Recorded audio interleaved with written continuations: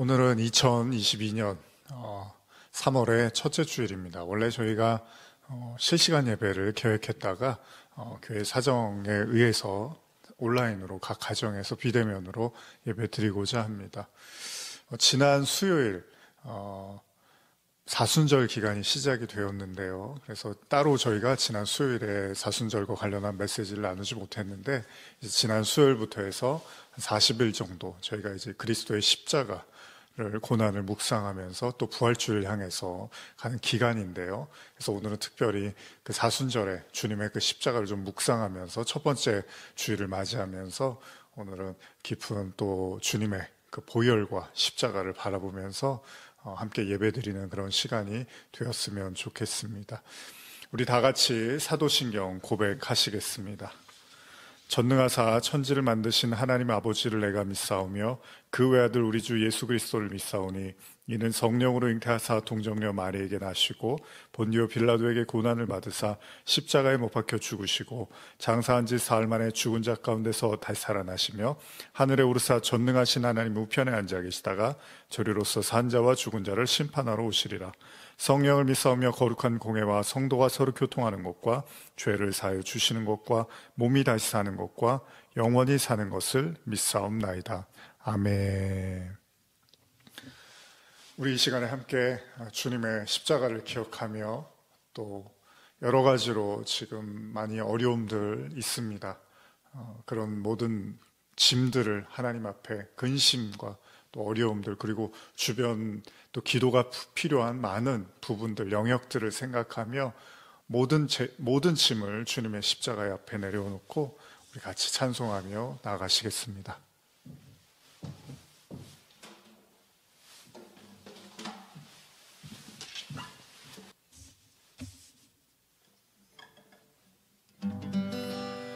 우리 이 시간에 구주의 십자가 보혈로 함께 찬양하시겠습니다.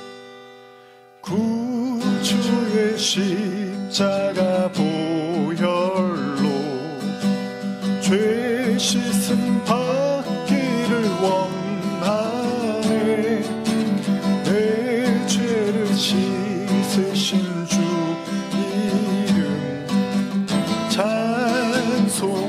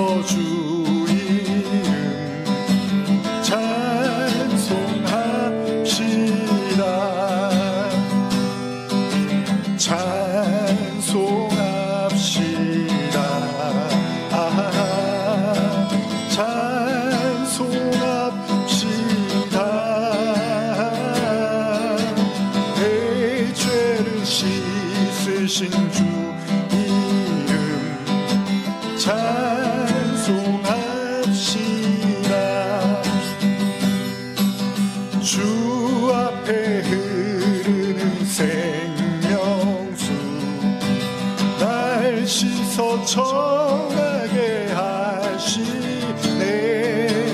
내 기쁨 정성을 다하여 찬송합시다.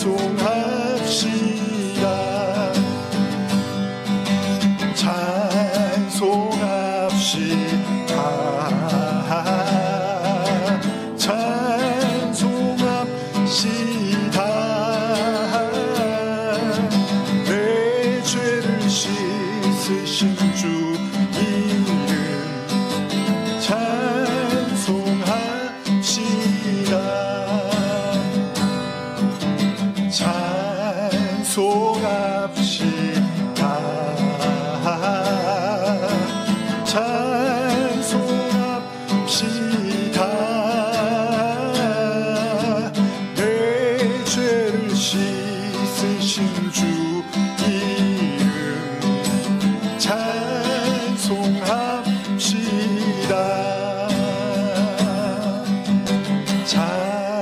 찬송합시다.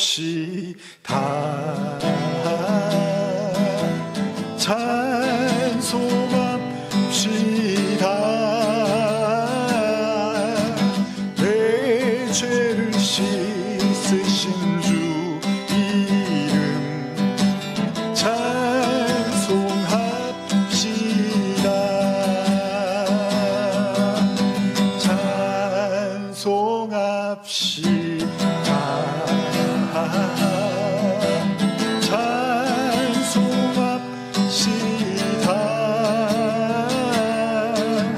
내 죄를 씻으신 주 이름 찬송합시다.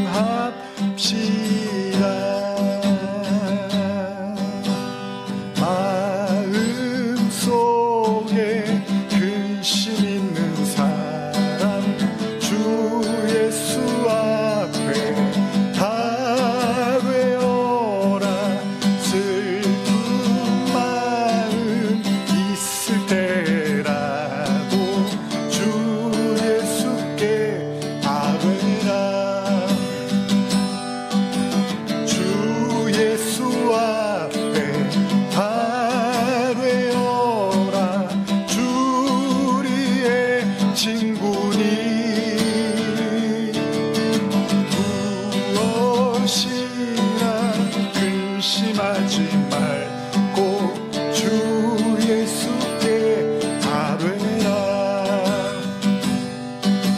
눈물 나며 깊은 한숨 쉴 때 주 예수 앞에 다 외워라.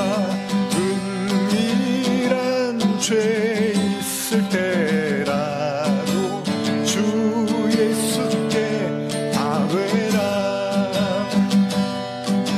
주 예수 앞에 다 외워라. 주 우리의 친구니 무엇이나 근심하지 말고 주 예수께 아뢰라. 괴로움과 두려움 있을 때에 주 예수 앞에 다 외워라. 내일을 염려하지 말고 주 예수께 아뢰라. 주 예수 앞에 다 외워라. 주 우리의 친구니 무엇이나 근심하지 말고 주 예수께 아뢰라.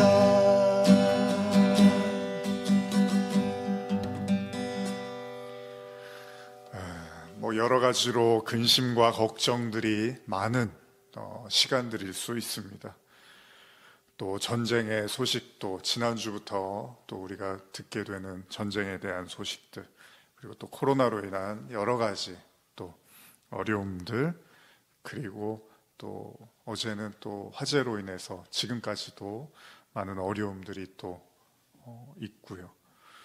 들려오는 소식들이 참 우리에게 많은 우리의 마음을 짓누르기도 하고 또 안타까움과 여러 가지 또 상한 마음들을 가지고 하나님 앞에 나오실 줄 압니다.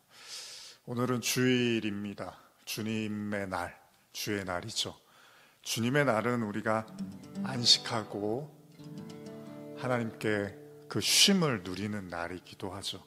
사실 예수님의 십자가 사순절을 저희가 이제 보내면서 오늘 예배를 또 첫 번째 맞이하는 주일로 예배를 드리고 있는데, 예수님의 십자가도 사실은 안식과 쉼이죠. 사무엘하를 요즘 나누고 있는데, 제가 사무엘하를 이제 이렇게 묵상하고 보다 보면은 다윗이 하나님 앞에 이렇게 덩실덩실 법궤를 옮기는 과정에서 너무나 기뻐서 춤을 추는 장면을 이렇게 묵상하면서 말씀을 또 준비하고 하면서 정말로 이렇게 다윗이 정말 기뻐서 이제 하나님께 이렇게 춤을 추다가 찬양을 하다가 이제 옷이 벗겨져서 벌거벗은 줄도 모르고 찬양을 하는 장면이 나오죠. 너무나 기뻤던 것 같아요. 진심으로 이렇게 우러나오는 기쁨이죠. 그래서 그 모습을 보고서 다윗의 아내, 사울의 딸이었던 미갈이 면박을 주죠. 왕이 무슨 체면이 어디 갔느냐? 어떻게 그렇게 경박하게 옷이 벗겨지는데도 춤을 출 수 있습니까? 이런 식으로 이제 비아냥거리는 모습을 보면서 다윗이 그런 말을 합니다. 나는 앞으로도 하나님 앞에서는 나는 이런 모습으로 살 거다. 내가 벌거벗고 내가 초라하고 초췌한 모습으로 보인다 하더라도 내가 하나님 앞에서만큼은 그렇게 살고 싶다라는 고백을 합니다. 그러니까 너무 좋으면 그러기도 하겠죠. 그러나 한편으로는 또 마음속에 오늘 이 찬송의 가사처럼 근심이 있고 짓눌리고 슬픈 마음, 또 은밀한 죄, 눈물 나며 깊은 한숨, 괴로움과 두려움과 염려, 내일 일, 부담감, 이런 것들로 가득 찬 사람들의 마음속에는 제발 좀 마음이 쉬고 싶고, 제발 좀 근심으로부터 벗어나고 싶고, 제발 좀 아픔으로부터 치유받고 싶은 간절함이 있겠죠. 그러나 우리가 예수 그리스도를 믿는 성도들이라면 그 모든 해답은 주님 앞에 있다는 사실을 우리가 믿는다면, 우리가 지금 이 시간 예배드리는 이 순간만큼은 다윗이 하나님을 찬양할 때 너무나 기뻐서 그냥 옷이 벗겨지는지도 모르고 찬양했던 것처럼, 오늘 이 순간에 우리는 우리가 지은 모든 죄악과 어둠과 두려움과 불안과 모든 염려가 그리스도의 십자가 앞에 놓여질 때 주님께서 그 모든 것들을 십자가의 능력으로 해결하셨음을 정말 믿는 자들이라면 이 시간만큼은 여러분들의 모든 마음을 쏟아내어서 그 근심도, 그 두려움도, 그 상함도 십자가 앞에 내놓으시고, 십자가는 효험이 있을까 없을까, 은혜가 될까 안 될까, 나에게 득이 될까 안 될까가 아니라 예수 그리스도의 십자가는 모든 인류의 죄와 사망과 어둠의 권세로부터 우리를 자유케 하신 그 은혜니까, 여러분과 제가 이 사순절을 보내면서 또 첫 번째 주일을 맞이하면서 주 예수 앞에, 그 십자가 앞에 모든 짐을 다 내려놓고 확신하며, 믿을까 말까, 믿어지지 않는데 이런 마음들도 다 내려놓고 주님만 그 모든 것의 해결책이고 십자가만이 우리의 영생이고 구원임을 고백하며 나가길 원합니다. 주 예수 앞에 다 되어라. 주 우리의 친구니 무엇이나 근심하지 말고 주 예수께 다 되라. 주 예수 앞에 다 되어라. 주 우리의 친구니 무엇이나 근심하지 말고 주 예수께 다 되라. 괴로움과 두려움 있을 때, 괴로움과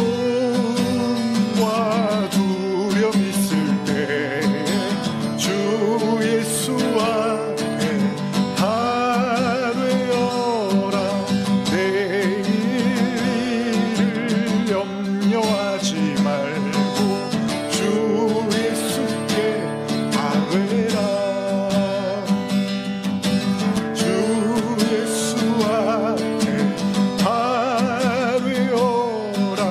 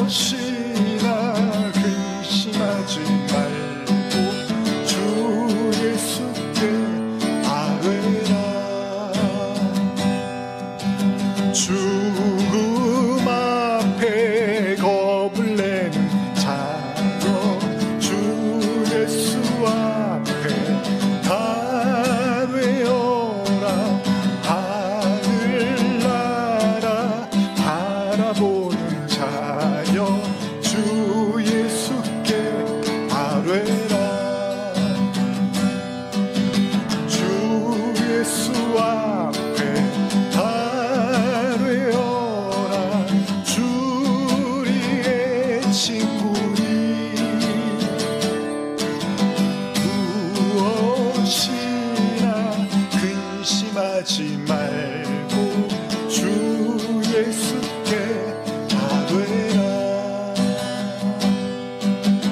주 예수 앞에 아뢰어라. 주리의 친구니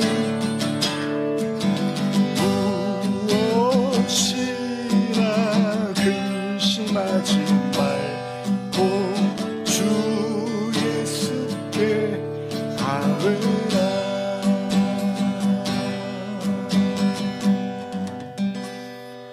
사순절 기간을 보내시면서 모든 근심과 걱정, 어려움들이 찾아올 때 주님 앞에 다 맡기는 그런 시간들이 되시기를 간절히 소원합니다. 여러 가지로 기도할 거리들이 많고요. 고통받고 아픔당하는 많은 사람들이 전 세계적으로 또 여러 가지 모양과 형태로 있습니다. 우리가 하나님 앞에 정말 다윗처럼 벌거벗은 모습으로 있는 모습 그대로 그냥 여러분들의 마음을 쏟아놓고 기도하고 부르짖으며 나가는, 주님 없이는 우리는 살 수 없는 존재임을 고백하며 나가기를 소원합니다. 주 없이 살 수 없네. 죄인의 구주여, 그 귀한 보배 피로 날 구속하소서.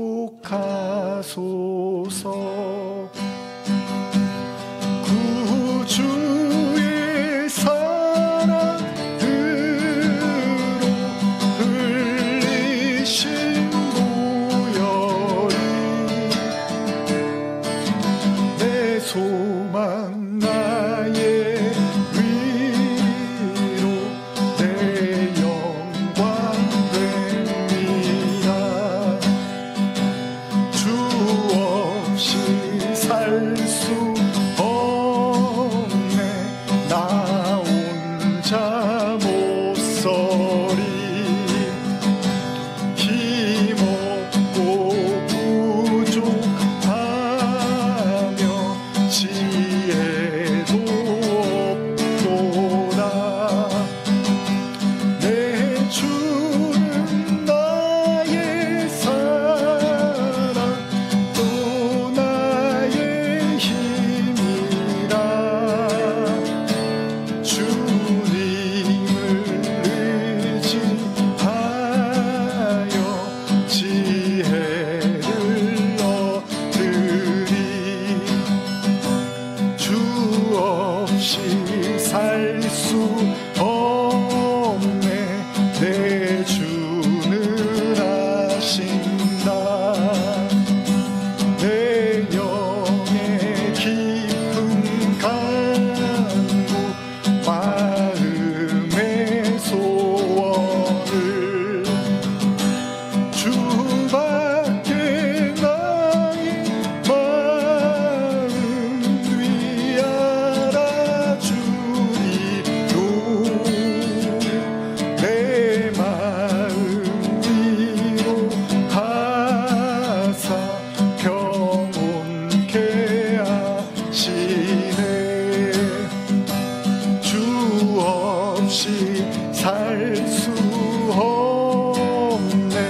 세월이 흐르고 이 깊은 고독 속에 내 생명 끝나고 사나운 풍랑일 때 날 지켜주시니 내 곁에 계신 주님 늘 힘이 됩니다. 주 없이 살 수 없네. 세월이 흐르고 이 깊은 곳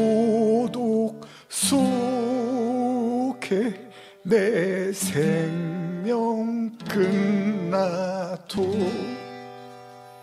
사나운 풍랑일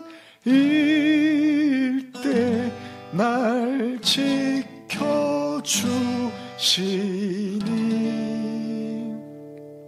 내 곁에 계신 주님 늘 힘이 됩니다.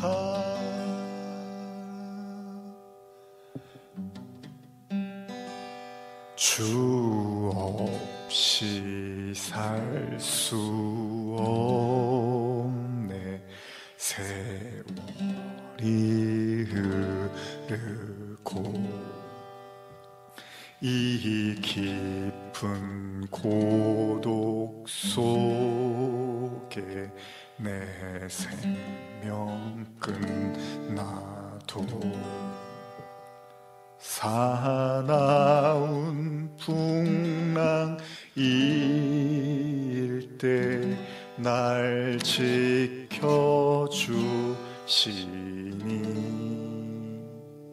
내 곁에 계신 주님 늘 힘이 됩니다. 내 곁에 계신 주님 늘 힘이 됩니다.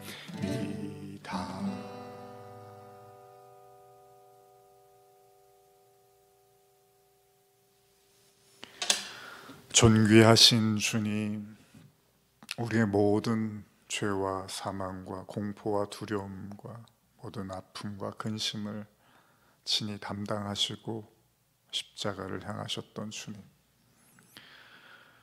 오늘 우리가 주님 앞에 모든 짐을 내려놓기를 원합니다.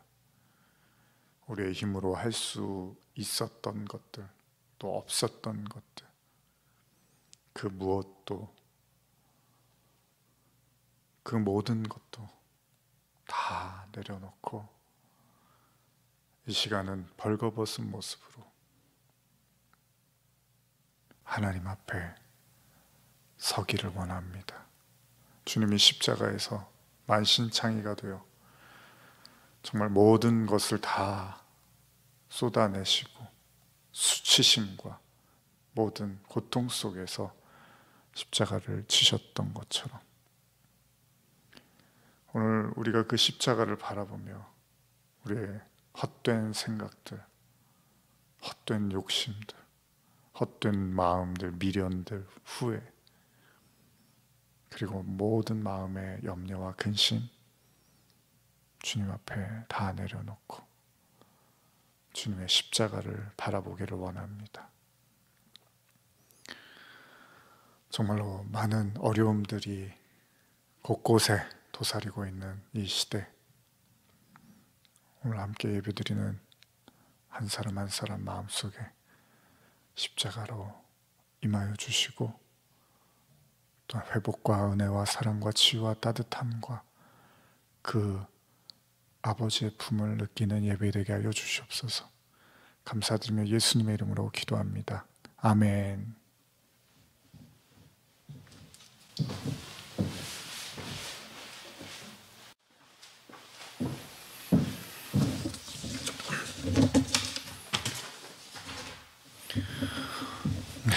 아까도 말씀드린 것처럼 원래 오늘 저희가 실시간 예배를 계획했는데 교회 사정에 의해서 온라인으로 함께 예배 드리고 있습니다. 다음 주일 예배는 제가 미리 주일 전에 공지를 해서 또 3월 예배를 어떻게 드릴 것인지 또 여러 가지 상황들을 좀 같이 전도사님하고 또 고려해서 또 여러분들께 안내해 드리도록 하겠습니다. 오늘은 노아의 방주 설교를 쉬고 잠시 쉬고요. 아까도 말씀드린 것처럼 사순절에 첫 번째 맞이하는 주일로서 주님의 십자가와 그 주님의 고난을 좀 묵상하는 시간을 갖기를 원합니다. 저희가 3월 첫째 날이었죠. 우리 전사님 통해서 또 여러분들 각 기도 제목들, 성도분들의 기도 제목들 받으셨을 텐데요. 아무쪼록 서로 확인하시면서 기도 제목들 보시면서 또 서로 기도해 주시고, 특별히 건강에 또 어려움이 있으신 분들 계신데요. 또 성도분들 한 사람 한 사람 또 건강 또 지켜달라고 우리가 같이 기도했으면 좋겠고요. 우리 병상에 계시는 우리 성도님도 하나님께서 인도해 주시길 항상 또 기도해 주시길 바라고요. 또 여러 가지 그 형태로 하나님께 부르짖고 기도하시는 모든 성도분들께 이 사순절을 통해서 원 없이 하나님을 찾으시고 부르짖는 가운데서 하나님을 깊이 만나시고 또 회복과 치유와 그리고 여러분들의 소망 가운데 하나님의 또 응답하심이 있기를 간절히 소원합니다. 오늘은 사순절의 첫 번째 주일을 시작하면서 주님의 십자가 관련된 말씀을 좀 여러분과 묵상하고자 합니다. 그래서 요한복음 12장 12절에서 15절인데요. 이 말씀은 제가 이전에 요한복음 강해할 때 여러분과 함께 나눴던 말씀이기도 한데 다시 한번 우리 그 말씀들을 좀 기억하면서 여러분과 한 번 더 말씀을 좀 나누고자 합니다. 요한복음 12장 12절에서 15절까지의 말씀을 읽어보겠습니다. 그 이튿날에는 명절에 온 무리가 예수께서 예루살렘으로 오신다는 것을 듣고 종려나무 가지를 가지고 맞으러 나가 외치되 호산나 찬송하리로다. 주의 이름으로 오시는 이 곧 이스라엘의 왕이시여 하더라. 예수는 한 어린 나귀를 보고 타시니 이는 기록된 바 시온에 따라 두려워하지 말라. 보라 너희 왕이 나귀 새끼를 타고 오신다 함과 같더라.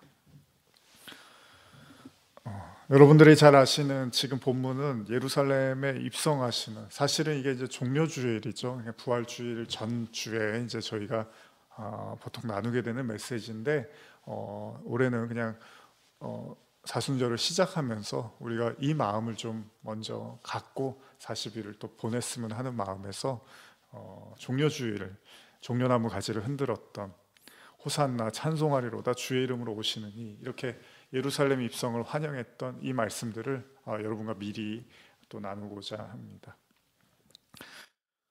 지금 읽은 본문, 우리가 예수님의 그 예루살렘 입성에 대한 말씀인데요. 모든 인류의 죄를 위해서 이 땅에 오신 하나님의 아들 예수 그리스도는 드디어 십자가라는 위대한 사역을 위해서 예루살렘으로 오시죠. 사람들이 막 종려나무 가지를 흔듭니다. 그리고 환영을 하죠. 호산나, 우리를 구원하소서, 뭐 이런 의미가 있죠. 도우소서, 이런 의미가 있습니다. 근데 성경을 가만히 보니까 예수님이 그 예루살렘을 입성을 하시는데 어떻게 입성하시느냐? 어린 나귀를 타고 입성을 하십니다. 예수님이 근데 그 나귀를 이렇게 타고 예루살렘에 입성하시는데, 사실 예수님은 이제 거사를 행하시러 온 거잖아요. 엄청난 일을 하시러 오신 건데, 인류의 모든 죄를 담당하시기 위해서 오신 건데, 문제는 예수님이 굉장히 초라한 모습으로 예루살렘을 입성을 하시죠. 물론 뭐 충분히 우리가 예측을 할 수 있습니다. 왜냐하면 항상 뭐 예수님이 아주 삐까번쩍하고 화려하게 그렇게 움직이신 적은 없었어요. 항상 보면은 겸손하고 낮은 자, 그리고 굉장히 소박한 모습으로 그 일들을 행하셨기 때문에, 또 예수님이 나귀가 아니라 뭐 뭔가 대단한 뭐 말을 타고 막 이렇게 입성하는 것도 조금 안 어울리게 느낄 수도 있습니다. 근데 중요한 사실은 예수님이 이렇게 어린 나귀를 타고 입성을 하셨는데, 이 내용들이 사실은 이미 구약에 예언이 됐다는 거잖아요. 그러니까 예수님이 예루살렘 입성하실 때 나귀를 타시는 것조차도 예수님의 그냥 임의적인 판단이 아니라 이미 하나님의 계획 속에 있었다는 겁니다. 제가 현대어로 한번 스가랴 9장 9절에서 10절을 보시면, 너 시온 성아 기뻐 뛰어라. 너희 예루살렘 시민들아 환호성을 울려라. 보아라, 내 왕께서 내게로 오실 것이다. 그분은 의로우시고 노련한 해방자이시다. 그런데도 겸비하여 나귀를 타고 오신다. 잡종도 아니고 전투용도 아닌 새끼 순하기를 타고 오신다. 그분은 전쟁의 무기들이 소멸되도록 에브라임에서 전차들을 없애시고 예루살렘에서 군마들을 없애실 것이다. 그분은 또 세계 만민에게 평화를 제공해 주셔서 그분의 통치가 이 바다에서 저 바다로 퍼지고 세계 이 끝에서 저 끝까지 이를 것이다. 스가랴의 말씀은요, 예수님이 나귀를 타고 오시는 이유에 대해서 겸손하심에 대한 모습이다라고 이렇게 표현을 하고 있습니다. 그것도 나귀도 아니고 나귀 새끼라고도 또 말을 하고 있는데요. 이게 사복음서에 전체적으로 다 기록이 되어 있습니다. 그러니까 굉장히 중요한 메시지라는 겁니다. 그러니까 십자가 관련된 예수님의 그 사건들이 물론 사복음서에 다 기록이 되어 있는데 그렇다고 모든 내용이 다 겹쳐 있지는 않아요. 근데 이 본문은 사복음서에 다 나타납니다. 제가 한번 대표적으로 마태복음에 나와 있는 내용을 한번 읽어드릴게요. 마태복음 21장 2절에서 7절인데요. 이르시되 너희는 맞은편 마을로 가라. 그리하면 곧 매인 나귀와 나귀 새끼가 함께 있는 것을 보리니 풀어 내게로 끌고 오라. 만일 누가 무슨 말을 하거든 주가 쓰시겠다 하라. 그리하면 즉시 보내리라 하시니 이는 선지자를 통하여 하신 말씀을 이루려 하심이라. 일러스되 시온의 딸에게 이르기를 내가 내 왕이 내게 임하나니 그는 겸손하여 나귀 곧 멍에 매는 짐승의 새끼를 탔도다 하라 하였느니라. 제자들이 가서 예수께서 명하신 대로 하여 나귀와 나귀 새끼를 끌고 와서 자기들의 겉옷을 그 위에 얹음에 예수께서 그 위에 타시니. 중요한 사건이기 때문에 아마 사복음서 전체에 기록이 되어 있던 것 같습니다. 예수님이 뭐라고 그러시냐? 내가 이제 나귀를 타고 갈 텐데, 그래서 마태복음 21장 3절에 보시면 만일 누가 무슨 말을 하거든 주가 쓰시겠다 그러면 나귀를 줄 거라는 거예요. 그리고 정말로 주가 쓰시겠다고 하니까 그 임자들이 그 나귀를 주더라는 겁니다. 이처럼 예수님께서 이미 구약에 말씀하신 일을 이루기 위해서 나귀를 타신다고 말씀하신 거고요. 정말로 구약의 예언들이 다 이루어지고 있습니다. 물론 예수님이요, 나귀 새끼를 타고 가시는 이 장면에서 사실은 예수님이 능력이 없거나 어떤 권세가 없어서 그런 건 아니시잖아요. 모든 게 다 가능하셨지만 그냥 말씀에 의거해서 예수님이 행동을 하신 걸로 우리는 볼 수 있다는 것입니다. 그러니까 예수님이 어떤 순간적인 기분이나 느낌, 판단 이런 걸로 나귀 새끼를 타신 게 아니라는 겁니다. 그러니까 예수님은 항상 철저하게 말씀에 의거한 삶을 살았다는 것을 우리가 알 수 있다는 거죠.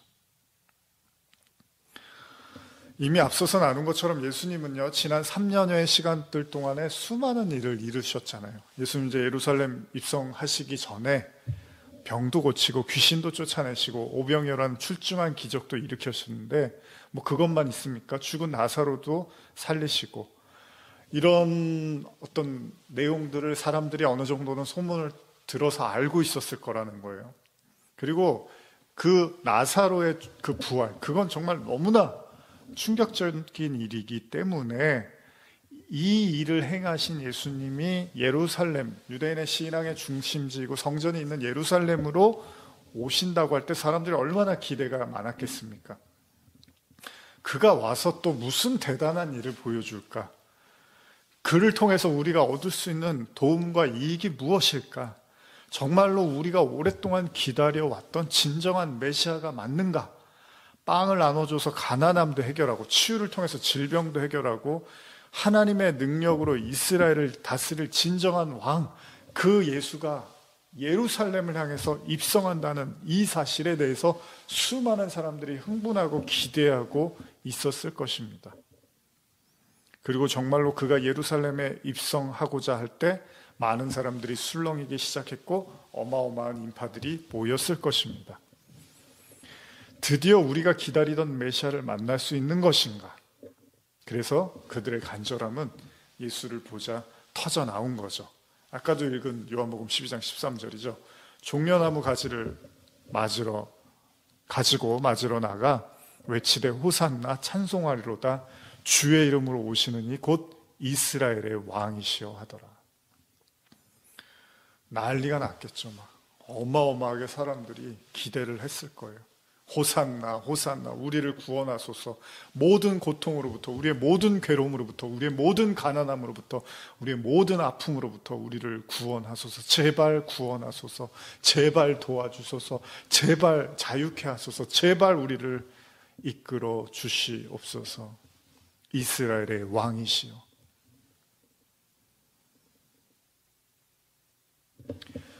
구원이라는 게 무슨 말이죠? 어떤 어려움이나 위험에 빠진 사람들을 이렇게 구출해 주는 거잖아요. 그렇죠? 살려주는 거죠. 다시 이렇게 생명을 갖게 하는 거고, 살아있게 하는 거고, 보존시키는 거고, 소생하게 하는 건데, 그러려면 어떻게 해야 되죠? 힘이 있어야 돼요, 힘이. 여러분도 아시지만 누군가 위험과 공경에 빠진 자를 구출하기 위해서는 그만한 힘과 능력, 그리고 심지어는 물질도 있어야 됩니다. 그래서 이스라엘은 오랫동안 메시아를 기다렸던 거죠. 완전히 확신할 수는 없지만 왠지 예수에 대한 소문이 심상치가 않습니다. 그가 하는 일들이 너무나 엄청나고 대단했기 때문에 혹시나 하는, 정말로 저 사람이 하나님이 보내신 메시아가 맞을 것이라는 기대를 사람들이 분명히 했을 거라는 겁니다. 그런데 문제가 있습니다.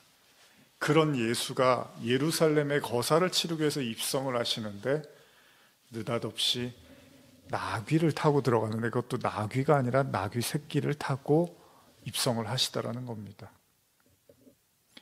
이 나귀 새끼는 어미 곁을 맴도는, 아직 다 자라지 못해서 어쩌면 세상이 두렵기도 하고 신기하기도 하고 어미 곁을 떠나지도 못하고 그냥 졸졸졸졸 따라다니는, 여러분들 가끔 보시죠?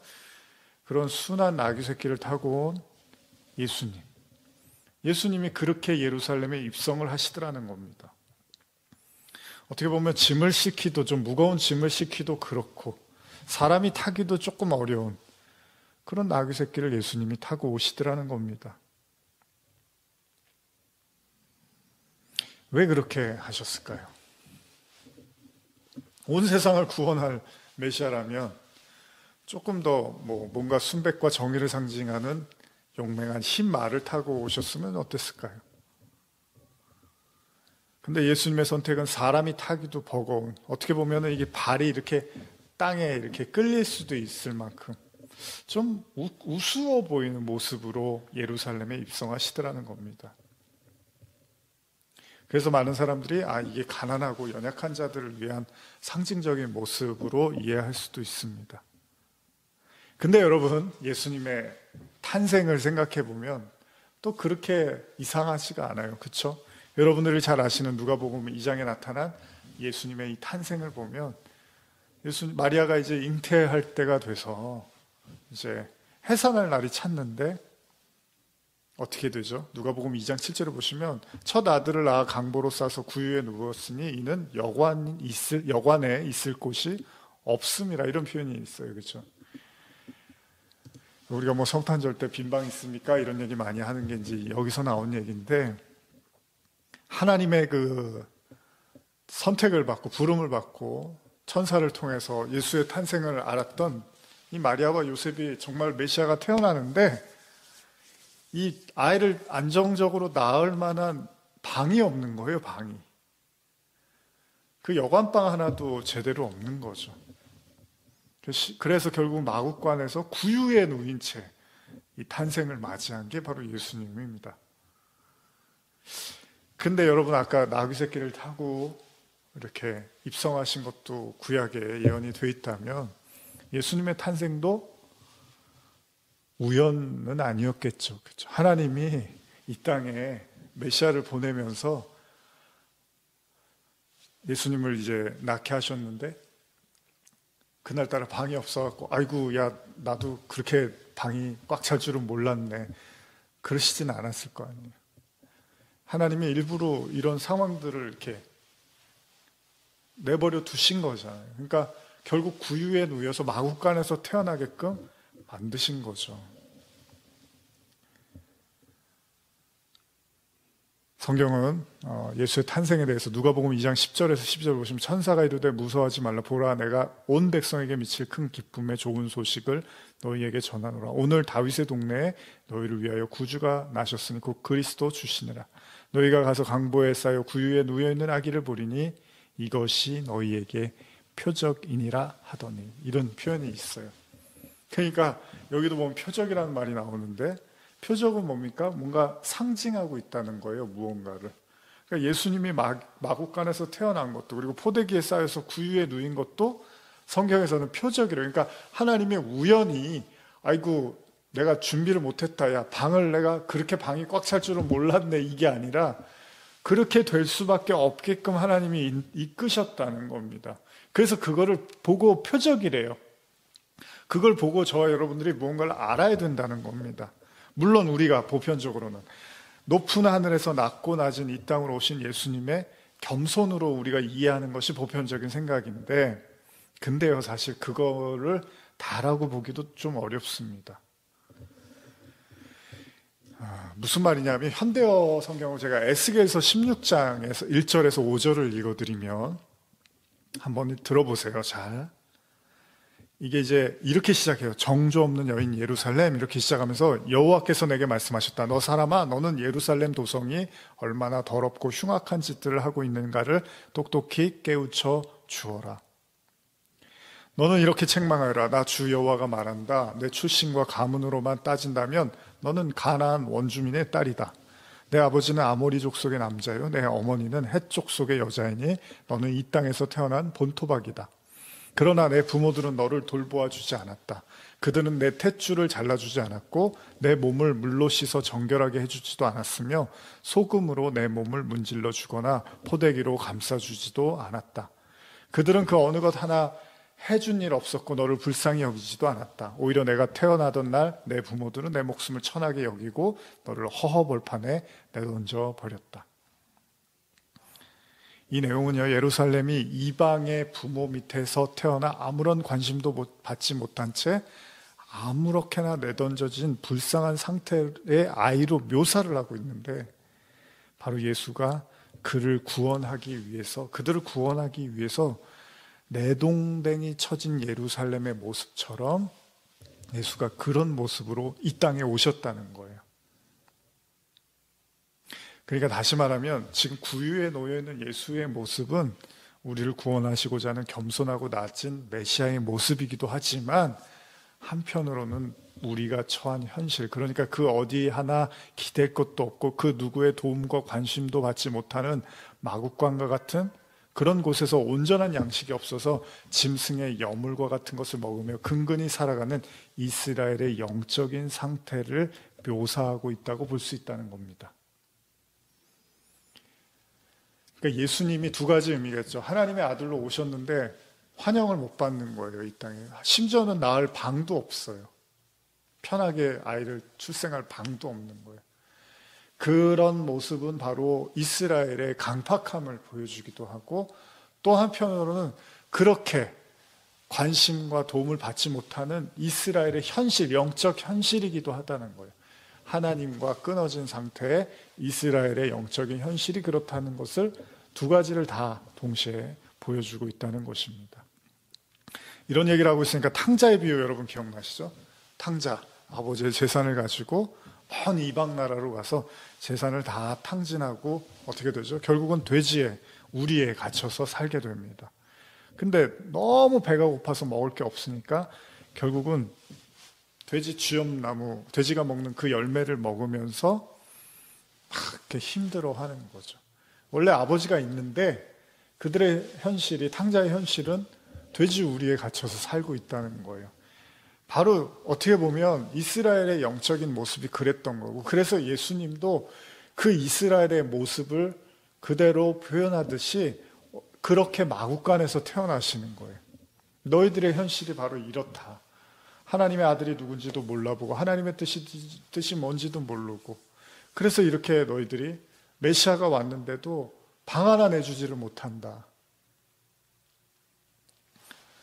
그런 예수님의 모습을 보여주고 있다는 겁니다. 근데 예수님이 이렇게 이제 던져진 거잖아요. 이 세상에 하나님이 보내신 거잖아요. 근데 구유에 놓인 그 아기의 모습이 어떻죠? 그 가축들의 먹이를 담는 구유. 그건 뭐예요? 바로 그가 이 세상에 이제 양식으로 오셨다는 의미도 있단 말이죠. 다시 말하면 예수님은 이 세상에 진짜 생명의 양식으로 떡으로 오신 거잖아요. 근데 또 그 귀한 이제 양식이 구유에 놓이는 거예요. 곧 그는 세상의 먹잇감이 되기 위해서 오신 거죠. 엄밀히 말하면 예수님한테 그 세상에 대한 권리가 없어 보이는 것처럼 보입니다. 제대로 된 방 한 칸도 없고 태어나자마자 놓인 곳은 구유고, 그러면서 또 헤롯 왕이 또 아이들 다 또 메시아가 태어날까봐 또 아이들 다 잡아서 죽이려고 하고 도망 다녀야 되고, 이게 예수님이 태어나시면서 겪었던 현실이라는 겁니다. 여러분, 인간이 가축을 키우는 이유는 둘 중에 하나죠. 일을 시키거나 아니면 잡아먹기 위해서죠. 아니면 일을 시키다가 더 이상 필요가 없으면 잡아먹기도 하고요. 그래서 사료를 주고 정성껏 돌보죠. 그리고 결국은 잡아먹습니다. 이상할 게 없습니다. 근데 이 땅에 먹잇감, 제물로 오신 예수님도 그런 삶을 살았던 거라는 거죠. 하나님은 그에게 말씀을 전하는 일을 맡기셨고 그 일을 다 하자 하나님은 그를 세상의 제물, 먹이로 내어주신 거죠. 그래서 예수님이 뭐라 그러죠? 나를 먹고 나를 마셔야 돼. 나를 먹고 마시지 않으면 구원을 받을 수 없어라고 또 날카롭게 말씀하시기도 했죠. 그런 모든 걸 예수님은 다 아시고 이 세상에 던져주셨고, 예수님은 그걸 기쁨으로 받아들이시고 감내하셨다는 거죠. 왜요? 예수님의 유일한 목적은 딱 하나입니다. 하나님의 뜻, 아버지의 뜻. 그거 외에는 예수님은 어떤 관심도 갖고 계시지 않았다는 거죠. 그래서 예수님이 십자가를 지실 때도 우리가 여러 번 나누지만 가장 고통스럽고 어떻게 보면 피하고 싶고 감당하기 어려운 그런 십자가 앞에서도 예수님은 뭐라고 하십니까? 마가복음 14장 34절 이하 보시면 말씀하시되 내 마음이 심히 고민하여 죽게 되었으니 너희는 여기 머물러 깨어 있으라 하시고, 분명히 예수님 말씀하십니다. 마음이 너무나 괴로워서 죽을 만큼 괴롭구나. 여기 머물러라. 그리고 35절 조금 나아가서 땅에 엎드려 될 수 있는 대로 이 때가 자기에게서 지나가기를 구하며 이르시되 아빠 아버지요, 아버지께서는 모든 것이 가능하오니 이 잔을 내게서 옮기시옵소서. 그러나 나의 원대로 마시옵고 아버지의 원대로 하옵소서. 예수님은 굉장히 예수님도 괴롭고 힘들고 고통스러우셨는데 예수님의 결론은 내가 아무리 괴롭고 죽을 것 같고 힘든데 아버지의 뜻을 나는 따라야겠다라는 것이 예수님의 결론이었다는 거예요. 그러니까 예수님은 자기의 권리를 내세우기 위해서 이 땅에 오신 분이 아니고요. 그냥 예수님도 직접 말씀하시지만 나는 하나님의 일을 하기 위해서 왔고 하나님의 말씀을 하기 위해서 왔어. 하나님의 말을 전하기 위해서 왔어. 내가 하고 싶은 말을 하는 게 아니라 하나님이 하고 싶으신 그 말씀을 하는 거예요. 그래서 예수님이요, 그 모든 기도, 예수님의 모든 그 신앙 생활의 포커스는 딱 아버지의 뜻인 거예요. 그래서 사탄이 처음 예수님을 시험할 때 어떻게 하죠? 예수님이 배가 고파요. 40일 동안 금식을 하시고, 그러면서 사단이 나타나서 야, 돌을 떡덩이가 되게 해서 먹어봐. 너도 먹고 사람들도 배불리면 야, 그게 최고 아니냐? 그게 메시아 아니냐? 그러니까 여기에는 두 가지 이미 나눴지만 두 가지가 있어요. 하나는 너를 위해서도 사용하고 사람들을 위해서 그 모든 이적과 기적을 쓰면 단숨에 너는 메시아가 될 수 있는 거야. 이렇게 얘기를 하는 거예요. 배고플 때 그런 능력 행사하는 게 뭐가 그렇게 잘못된 겁니까? 내가 요리를 잘하는데 나를 위해서 요리를 해먹을 수는 없는 겁니까? 그런 생각할 수 있잖아요. 예수님도 그래, 어차피 내가 메시아인데 십자가는 지더라도 내가 나를 위해서 할 수 있는 거 나를 위해서 해야지. 우리 그런 말 많이 하잖아요. 자기를 위해서 좀 살라고. 남을 위해서만 살지 말고 가족들만 위해서 살지 말고 자기 자신을 위해서도 살라고, 이런 말 많이 하죠. 예수님도 자기 자신을 위해서 좀 살 수 있는 거잖아요. 근데 예수님이 그런 걸 하지를 않으세요. 쉬운 방법이 있고 쉽게 해결할 수 있는 많은 것들이 있었는데 예수님은요, 공생의 시작점에서 자신과의 싸움, 그러니까 자신이 가진 능력을 나를 위해서 쓸 것인가, 하나님의 뜻을 위해서 쓸 것인가에 대한 그 문제에서 굉장히 예수님은 뭐라 그럴까요? 아주 진지하고, 그리고 어떻게 보면 좀 너무할 만큼 단호하게 거절을 하신다는 겁니다. 우리가 십자가에서 이 처절한 예수님을 떠올리면서 한 가지 오해하지 말아야 될 게 있는데요. 여러분, 예수님이 무능해서 십자가에 매달린 게 아니잖아요. 예수님에게 힘든 일은 죽은 자를 살리는 것이 아니라 사실은 그런 건 예수님이 하실 수가 있어요. 그죠? 근데 모든 능력이 있음에도 자기를 십자가에 내어드리는 게 예수님한테 정말 힘든 일이었던 거죠. 우리가 종종 복음을 우리의 현실과 연결해서 생각해 볼 필요가 있는데, 우리가 연약하고 힘들다 보니까 마치 예수님도 이 땅에 오셔서 고생만 하다가 가신 분으로 생각하면, 그래도 그래, 우리도 예수님 따르다 보니까 그냥 이렇게 고생하는 거구나라는 그런 생각으로 위안을 삼을 때가 있는데, 근데 명심해야 됩니다. 예수님은요, 힘이 없어서 당한 게 아니라, 물질이 없고 힘이 없고 능력이 없어서 어쩔 수 없이 그렇게 살다가 고통받다가 가신 게 아니고요.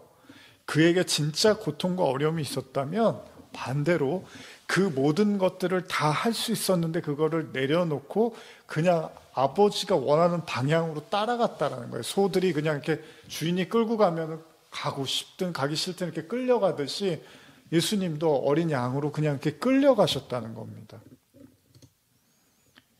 이 부분에서 저는 이런 생각을 해보는 거예요. 왜 예수님이 나귀 새끼를 타고 왔을까? 그리고 하나님도 왜 예수님에게 화려한 말이나 늠름한 모습으로 장군처럼 입성하는 게 아니라 우스꽝스러운 모습으로 입성케 하셨을까? 여기서 제가 이전에 요한복음 강의 때도 나눈 메시지지만, 어쩌면 예수님은 참 이게 그래요. 참 초라하고, 아까 우리가 그 찬송가 부르면서 주 없이 살 수 없네요, 뭐 이런 찬양 부르면서 이런 가사가 있었죠. 여기 보시면 2절의 말씀, 이 찬양의 2절을 보시면 주 없이 살 수 없네, 나 혼자 못서리, 힘없고 부족하며 지혜도 없도다, 이런 가사가 나오는데, 예수님이 지금 나귀 새끼를 타고 들어가는 모습에서 어쩌면은 그냥 많은 사람들, 인간은 사실 그렇잖아요. 인간은 나약하잖아요. 힘이 없잖아요. 아무리 제 아무리 힘 있다고 해도 저는 안 믿습니다. 인간은요, 뭐 질병이 찾아오고 내가 너무 사랑하는 거 빼앗기고 뭐 몇 가지 일들만 일어나면 한 방에 무너지는 게 인간입니다. 절대로 인간은 그래서 교만해서도 안 되고 자기를 너무 과신해서도 안 됩니다. 그렇다고 뭐 일부러 뭐 연약한 척 살라는 얘기는 아니지만 인간은 그냥 인간일 뿐이라는 거예요. 근데 예수님이 그렇게 나귀 새끼를 타고 오신 게 그렇다고 예수님이 전적이 그러면 화려하지 않았느냐? 그건 아니잖아요. 이미 계속 말씀드리지만은 아주 최고의 권능을 갖고 있었어요. 근데 초라한 나귀 새끼를 타고 입성하신 것은 그 모든 능력을 다 뭔가 기름기를 빼듯이 다 빼버리고 그냥 되게 나약한 모습으로 오셨단 말이에요. 마치 이스라엘 백성들이 광야에서 만나 먹는데 이거 만나 이거 맛도 없고 뭐 영양가도 없는 것 같고 막 그러면서 이제 질려서 못 먹겠다고 하듯이 예수님이 그런 모습으로 왔단 말이에요. 왜요? 저는 예수님이 이 나귀 새끼를 타고 들어오신 모습 속에서 누가 봐도 우스꽝스럽고 비난하고 무시할 수 있는 그런 모습. 그러니까 뭐 단지 가난한 자들을 대변하고 뭐 약한 자들을 대변하고 이런 차원이 아니고요. 부유하든 가난하든 그 누가 봐도 그냥 이렇게 우스꽝스럽고 만만해 보이는 그런 모습. 함부로 대할 수 있는 모습. 그래서 힘을 합세하면 충분히 무너뜨릴 수 있는 세상의 가장 비천한 자의 모습으로 메시아가 온 것이 아닐까 생각을 해봅니다. 소위 세상의 찌끄러기라고 불릴 수 있는 가장 낮고 천한 자가 봐도 비웃을 수 있는. 왜요? 그래야지 예수님이 그들의 모두의 먹잇감이 될 수 있으시기 때문이죠.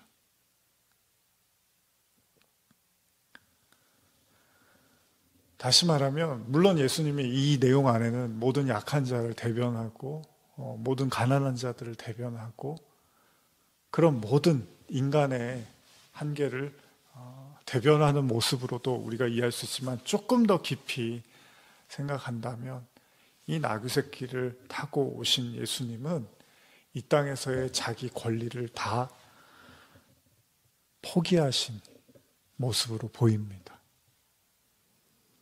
그래서 예수님은 나귀 새끼를 끌고 와 주가 쓰시겠다고 하면 주인이 내어줄 거야 라고 말씀을 하시는 거예요. 물론 나귀 새끼가 아니라 그냥 걸어오실 수도 있었겠죠. 그러나 굳이 예수님이 그렇게 일부러 보여주시는 거예요. 나는 이 세상에 대한 권리가 없다. 나의 권리는 유일하게 아버지의 뜻을 행하는 것이다.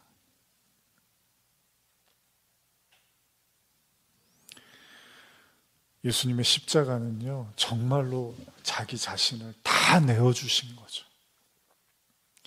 사실 우리가 그렇잖아요. 어떤 임무를 맡고 무슨 일을 할 때 자기한테 그래도 뭔가 이익이 떨어질 거를 생각하고 하잖아요. 조금이라도 하다못해 사람들에게 명성이라도 얻고 물질적인 건 아니어도 인정이라도 받고 그런 것들이 이렇게 있잖아요. 근데 진짜 예수님은 그 하늘의 아버지, 그 하나님이시기도 한 예수님은 이 땅에 오시면서 소위 1원 한 장, 10원 한 장도 자기의 권리와 이익을 계산하고 오신 분이 아니라 그냥, 그래서 예수님이 나중에 그냥 예수님에 대한 그 바울의 그 표현들을 보면 죽기까지 복종하셨다는 표현을 쓰는 거예요. 그러니까 본인이 살 길, 본인이 피할 길, 본인이 얻을 이익 이런 거를 생각한 게 아니라 그냥 100% 내어줄 생각으로 오셨다는 겁니다. 그래서 예수님이 나귀 새끼를 타고 어떻게 보면 참 초라한 모습으로 예루살렘에 입성을 하는 거죠. 물론 사람들이 구원하소서 호산나 호산나 찬송할 때는 대단한 어떤 것들을 기대했겠죠. 그러나 결국 그들의 기대와는 달리 예수님은 아주 최악의 십자가에서, 최악의 사람이 지는 그 십자가에서 징벌처럼 저주처럼 죽어가셨던 거죠. 그러나 우리 성도들은요, 그 예수님의 십자가를 보면서 단순히 고난과 아픔과 힘겨움과 상처와 희생 이런 것만 생각하시지 마시고요, 그 안에 담긴 예수님의 마음, 자기의 권리를 단 하나도 내세울 마음이 없이 마지막 그 죽음 앞에서도 그냥 아버지가 원하시면 내 한 몸 드리겠습니다라고 스스로를 내어주신 그 예수님의 그 사랑을 우리가 발견할 수 있다면 사순절 이 기간이 우리에겐 단순히 예수님의 고난을 쫓아가는, 예수님의 아픔과 괴로움을 따라가는 그런 어떤 인고의 기간만이 아니라 오히려 역으로 어떤 이익도 취할 마음이 없이 오로지 구원을 위해서 하나님의 제물로 자신을 내어주신 예수님이라면 우리가 그 예수님 앞에서는 무엇을 감출 수가 있고 무엇을 맡기지 못할 게 있겠습니까? 예수님은 완전히 우리를 사랑하신 건데, 로마서 말씀처럼, 로마서 5장의 말씀처럼 하나님이 그 죄인, 원수인 우리에 대한 그 완전한 사랑을 확신하기 위해서 예수님이 십자가를 지신 건데, 사순절 기간이 단순하게 그런 고난만 묵상하는 기간이 아니라 그 예수님의 참된 모습을 여러분들이 받아들이신다면 그 예수님을 의지하지 못할 게 어디 있습니까? 십자가를 묵상하라는 것은 단순히 괴로움만 묵상하라는 말씀이 아니라 여러분들이 괴로워하고 있는 그거를 예수님 앞에 다 맡기시라는 거예요. 그 십자가 앞에 다 내려놓으시라는 거예요.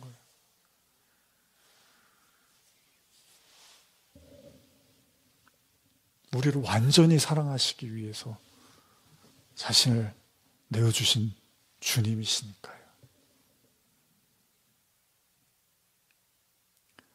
그 나귀 새끼를 타고 입성하신 그 주님, 그 주님은 바로 지금 이 순간에 여러분들의 마음에 오고 계시는 줄 믿습니다.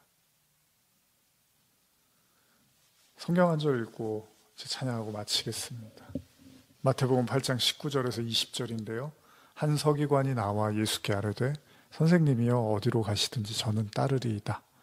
예수께서 이르시되 여우도 굴이 있고 공중의 새도 거처가 있으되 인자는 머리 둘 곳이 없다 하시더라. 예수님은 이 땅에 뭘 세우고 뭐를 누리기 위해서 오신 분이 아니라는 거예요. 예수님의 유일한 관심은 자기를 다 내어주고 우리를 사시는 거예요. 그 예수님을 우리가 못 믿을 이유가 어디 있겠습니까? 사람은 그래요. 가는 게 있으면 오는 게 있어야 되는 거고, 인과 응보가 있는 거잖아요. 하는 만큼, 저 사람 하는 만큼 나도 해줘야지. 공짜가 어딨냐고 그래서 말을 하는 거잖아요.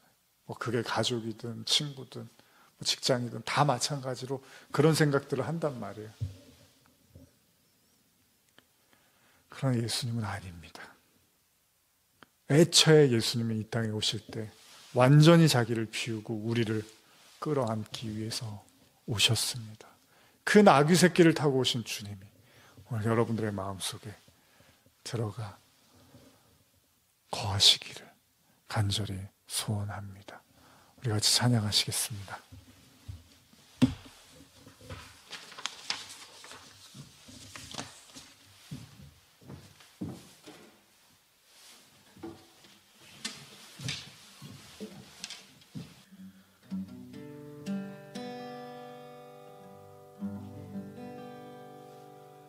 우물가의 여인처럼 난 구했네. 헛되고 헛된 것들을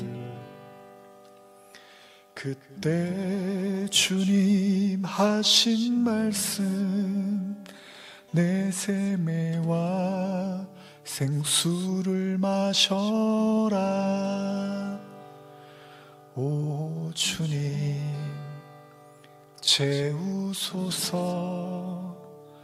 나의 잔을 높이 듭니다. 하늘 양식 내게 채워주소서. 넘치도록 채워주소서. 많고 많은 사람들이 찾았었네. 헛되고 헛된 것들을 주 안에 감추인 보배 세상 것과 난 비길 수 없네. 오 주님 채우소서. 나의 잔을 높이 듭니다. 하늘 양식 내게 채워주소서. 넘치도록 채워주소서.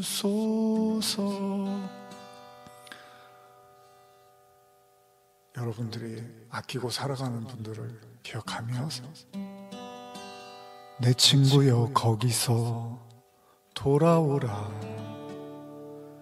내 주의 넓은 품으로 우리 주님 너를 반겨 그 넓은 품에 안아주시리. 오 주님 채우소서.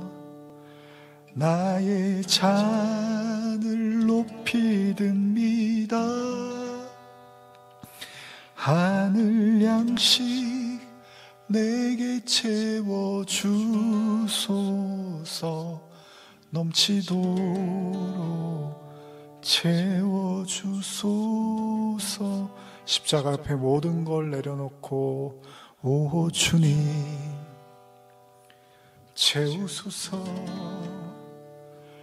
나의 잔을 높이 듭니다. 하늘 양식 내게 채워주소서. 넘치도록 채워주소서.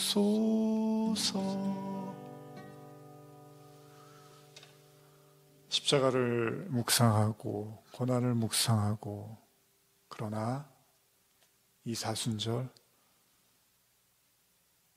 모든 것을 내어줄 마음으로 이 땅에 오신 주님을 믿으며 신뢰하며 여러분들의 모든 약함과 고난과 무거운 짐을, 죄를 주님 앞에 다 내려놓는, 그래서 여러분들의 마음도 비우고 깨끗해지는 그런 시간들 되시기를 소원합니다. 축도하시겠습니다. 지금은 우리 주 예수 그리스도의 은혜와 하나님 아버지의 사랑과 성령의 교통하심이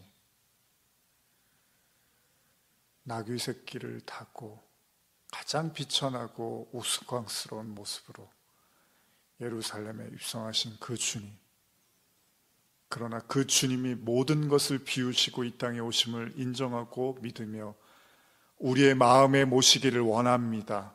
나의 마음이 주님의 처소가 되게 하여 주시옵소서. 기도하며 고백하며 머리 숙인 모든 성도들 머리 위에 병상에서, 일터에서, 그리고 모든 현장에서 아픔과 상처와 전쟁과 재난과 어려움의 현장에서 머리 숙인 모든 성도들 머리 위에,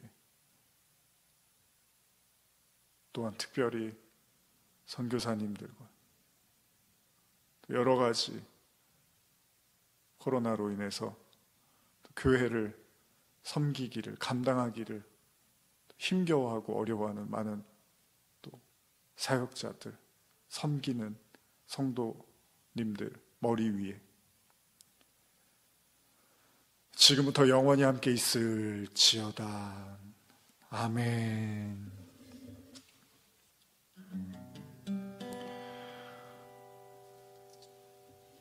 주 예수 앞에 달회어라.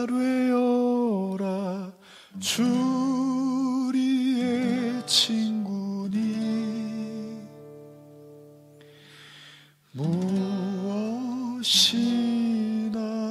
근심하지 말고 주 예수께 아뢰라. 한 주간도 주님의 도우심과 돌보심 속에서 강건하게 걸어가시기를 간절히 소원합니다. 다음 주일에 또 예배를 통해서 뵙겠습니다.